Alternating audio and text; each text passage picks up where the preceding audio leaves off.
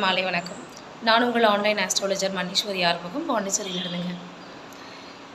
சனிப்பெயர்ச்சி முடிஞ்சாச்சு. சனிப்பெயர்ச்சியால் ஒரு நன்மைகளுமே நமக்கு இல்லை அப்படின்னு வருத்தப்படக்கூடிய ராசிகள் அடுத்து எதிர்பார்த்து காத்துட்ருக்கிறது குரு பயிற்சியை தான்.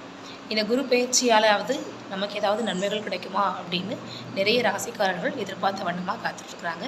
அந்த வகையில் உண்மையிலேயே நிறைய நன்மைகள் குரு பகவான் எந்தெந்த ராசிக்கெல்லாம் சனி சரியாக இல்லையோ அந்தந்த ராசிக்கெல்லாம் குரு பகவானுடைய பெயர்ச்சி நன்மையை செய்ய போகுது.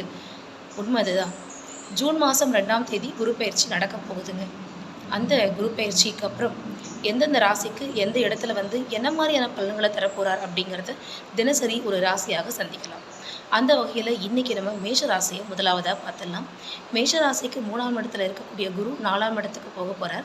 4ஆம் இடம்னு சொல்லக்கூடியது தாயார் வண்டி வாகன யோகங்கள். ஸோ அம்மாவுடைய உடல் நலம் அக்கறை இருக்கும், உடல் நலம் மேம்படும், அம்மா கூட உள்ள கருத்து வேறுபாடு நீங்கும், தாய்மாமன் வழி உறவுகளில் நம்பிக்கையும் ஒற்றுமையும் உண்டாகும், சொத்துக்கள் சேரும், தகராறுகள் சரியாகும், வண்டி வாகன யோகங்கள் ஏற்படும், புதுசாக வண்டியை கடன் வாங்கியாகுது, லோன் எடுத்தாவது கண்டிப்பாக நிறைய வண்டி வாகன சேர்க்கைகள் ஏற்பட போகுது. ஆக மொத்தம் குரு 4 இருந்துக்கிட்டு நிறைய நன்மைகளையும் அது மட்டும் இல்லாமல் தாயார் வண்டி வாகன யோகங்களையும் ஏற்படுத்த போகிறார். ரிஷபராசிக்கான பலனை நாளைக்கு பார்க்கலாம்.